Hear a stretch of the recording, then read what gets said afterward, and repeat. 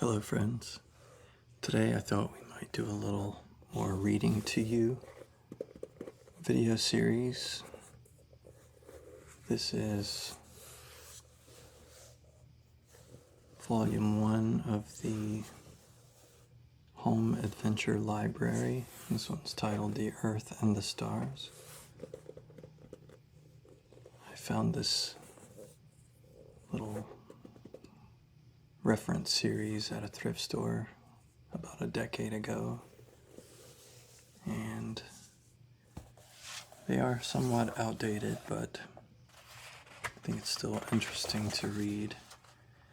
These are copyright 1968, so some of the science might be a little or a lot outdated, and this was before we actually had landed on the moon, so keep some of that in mind. And if you hear some of the science that you know to be wrong, I would love for you to leave a comment about it. Again, I'm pretty confident some of this is going to be a little outdated, but we'll find out together. I haven't actually read this yet, but I figured we could read a little bit together. Also, it is full-blown summer here now, so you may hear some cicadas and other nighttime summer insects in the background, which may or may not be relaxing to you. I hope it is relaxing, and if you do find that kind of thing relaxing, we may be able to do a video on just that type of summertime noise in the future. Just let me know. Anyway, let's read The Earth and the Stars, which is Volume 1 of the Home Adventure Library from 1968.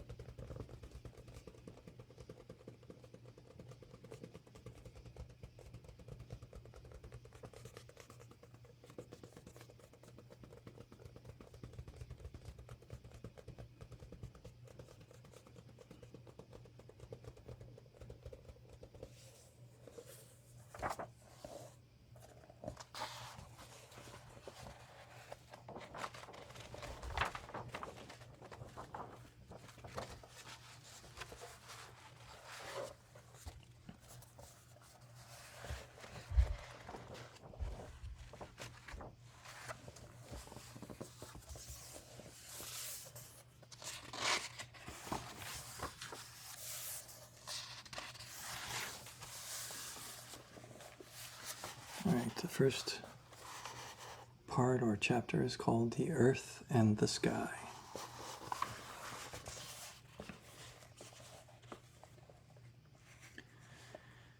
David stood on the sidewalk and looked up at the sky. It was a clear night. The sky seemed filled with thousands of blinking stars. He also saw a bright full moon, which seemed much larger than any of the stars. David heard footsteps on the sidewalk. He turned quickly. It was his father. "You've been out here a long time," his father said.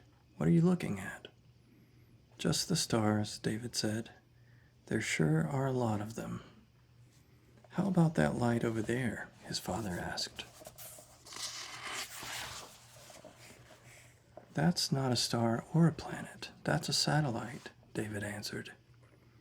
"Right. It orbits around the Earth just as the moon does," his father said. "We have a lot of satellites up there," David said. "And tonight there really is a man on the moon," his father said. "Not like the old story of the man in the moon. We used to say that because the moon sometimes looked like a face, but today a man from Earth actually landed on the moon." David and his father both stared at the round full moon. They wondered what exciting things the astronaut might be doing up there. At the same time as David and his father were looking at the moon, The astronaut was looking back at the Earth. He could see the outlines of continents and oceans. The Earth looked very big and beautiful. The astronaut wished that everyone on Earth could see what their world looked like from the moon. Then they would know what a beautiful place it was. They would appreciate the mountains and the valleys, the islands, the oceans, the lakes, and the rivers. The astronaut thought about how much there is to learn just about things on Earth, and there's even more to learn about outer space. Then he went back to his work, and on Earth, David and his father walked back into their house. Here's a representation of the astronaut on the moon looking back at Earth.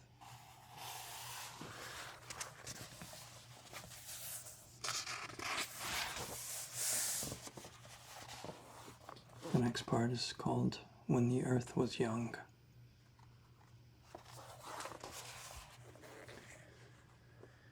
From far out in space, the Earth looks like a blue-green ball. The miles and miles of blue-green ocean make the land part seem small. Actually, the land on which we live and build cities is very small. About 3/4 of the Earth is covered by water. Land takes up only 1/4 of the Earth. Billions of years before there were people or plants or animals on Earth, the Earth was completely covered by water.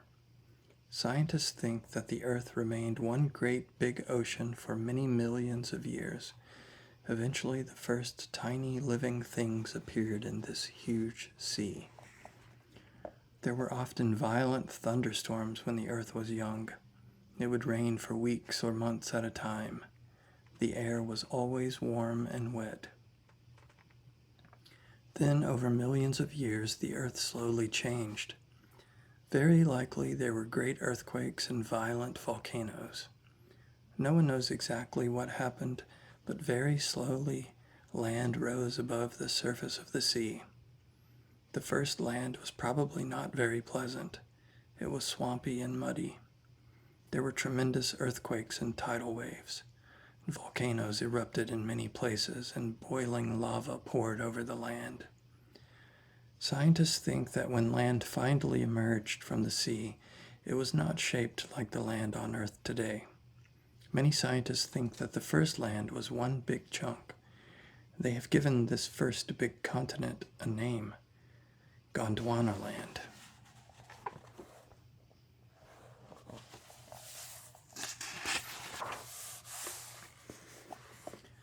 But the Earth's top layer, or crust, was still very restless.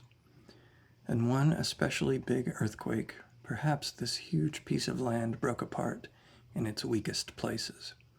And very slowly, over many, many centuries, large chunks of land floated off from each other. Two large chunks joined by a narrow strip floated to the west and became North and South America. The biggest chunk broke into 3 not quite separate pieces and floated to the east. It became Europe, Asia, and Africa.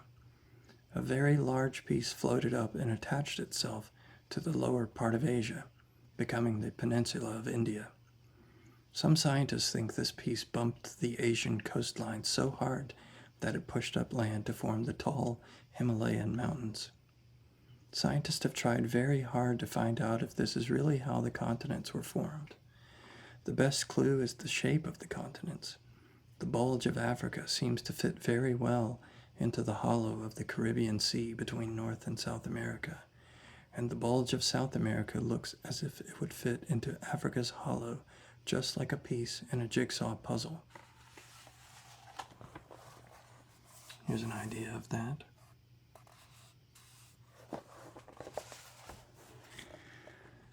This idea about how the continents were formed is called continental drift. Not all scientists think it is true, but in some way, the land on Earth came to look as it does today. A narrow land bridge connects the continents of North and South America. Europe, Asia, and Africa are connected too. Only a mountain range called the Urals marks the boundary between Europe and Asia. No matter how it happened, The lands of the earth were divided into definite parts, all quite different. Today, many things make these land masses, or continents, very different from each other.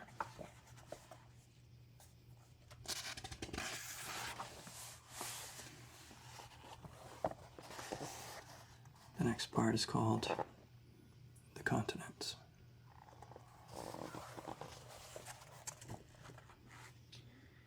Asia is the biggest continent on Earth. Nearly half of all the people in the world live there. China has more people than any other country in the world. More than 700 million people live there.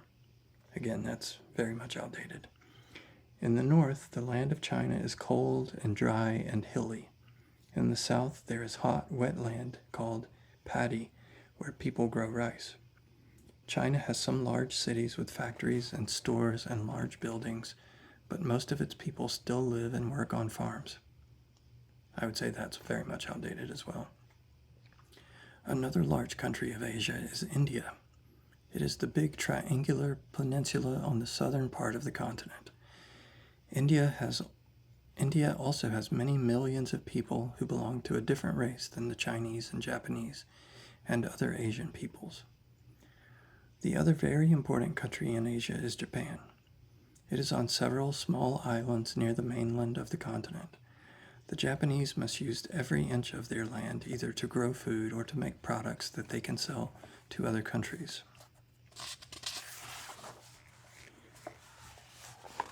Some pictures from the next page. A kind of land bridge of many small countries and kingdoms connects the continents of Asia and Africa. These countries are often called the Middle East. Their people are neither Asian nor African. Most are Arabic. The Middle East is mostly a land of low, flat deserts. There are only a few large cities like Baghdad in Iraq, Damascus in Syria, Tehran in Iran, Tel Aviv in Israel, and Beirut in Lebanon. Away from the sea coasts, where most cities are, Africa has not changed much since ancient times. The countries of Central Africa are very near the equator, and so are hot most of the time.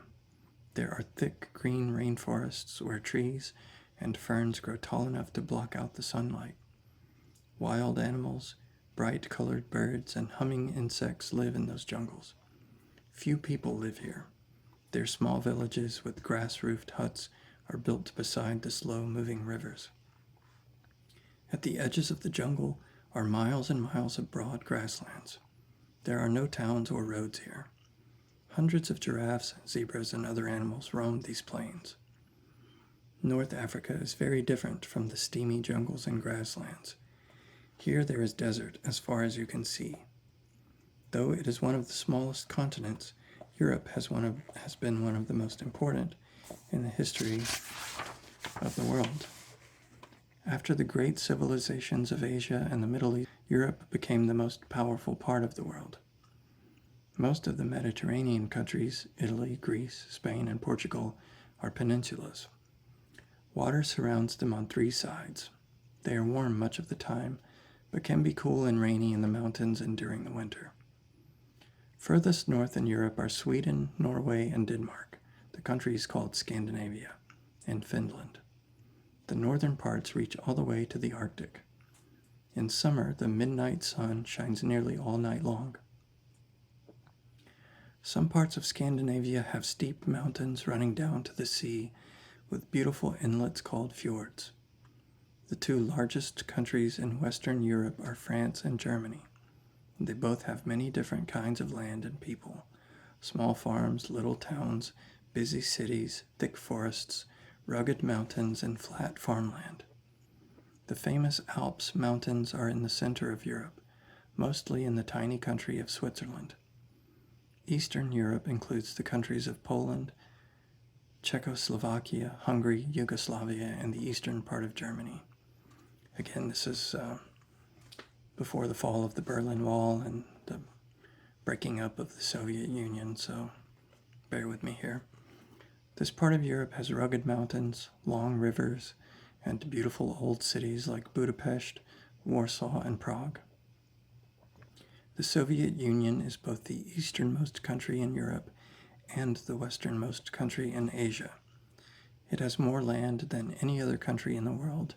Because it is so big, Russia has many different kinds of lands and people. It is a mixture of Asian and European ways. In the 1400s, the countries of Europe were rich and powerful, but the European kings wanted two things more land to rule over, and a better way to get to Asia. From Spain, Portugal, and England, explorers set out across the Atlantic Ocean. The land they found stretched all the way from the cold Arctic in the north to the cold Antarctic in the south. Don't remember if I have shown these pictures yet, but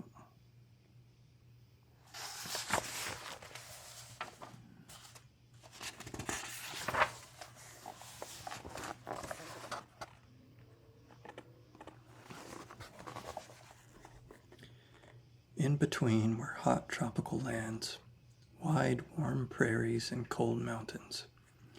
There were two great continents, North and South America. The western edge of South America is edged with the steep Andes Mountains. There are many towns and cities in the warm, narrow strip of land between the mountains and the sea. On the eastern side of the mountains, much of the land is hot and tropical.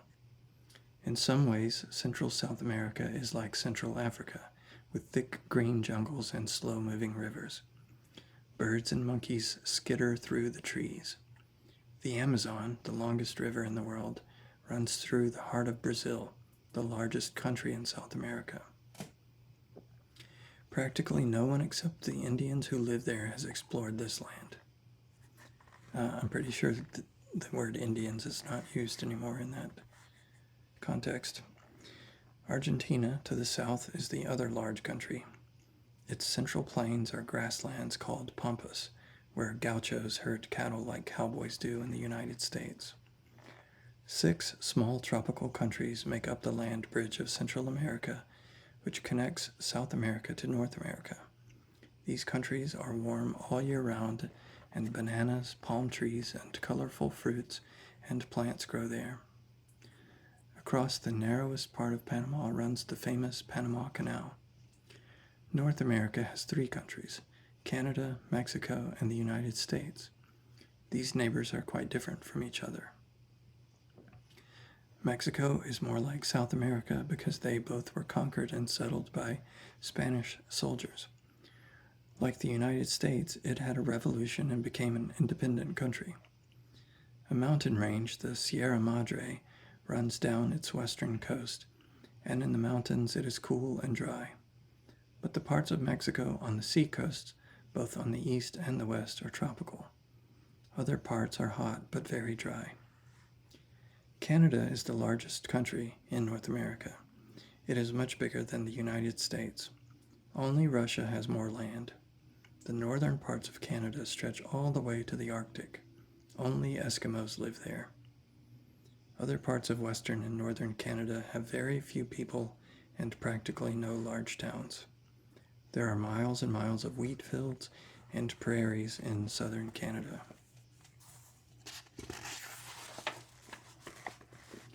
Finally, there is the center of the North American continent, the United States. Along the eastern shore is a plain where the first settlers from England, Holland, and Sweden settled. The 13 colonies that became United States began here in the 1600s. Next comes a sharp ridge of mountains that runs from Maine to Georgia. West of the mountains, the country flattens out. There are rolling hills and flat prairies all the way to Colorado. In the Plains states, there are farms where corn and wheat and vegetables grow. There are dairy farms too. The Rocky Mountains rise up near the western shore of the United States. The West has many other mountain ranges too. The United States, like any large country, has many different kinds of land. Some places are hot and tropical, others are cool most of the year, with cold, snowy winters. But the United States probably has more different kinds of people than most other countries. They have come from Europe, from Asia, from Africa, and even from South America. People from all continents came to build this country in the New World.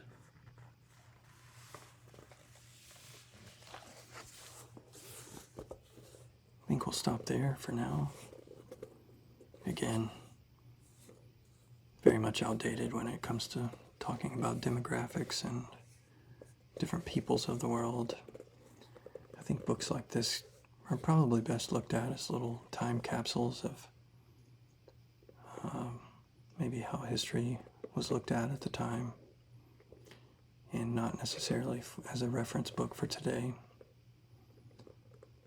But sometimes it can be interesting to see how the world was looked at in other periods of history.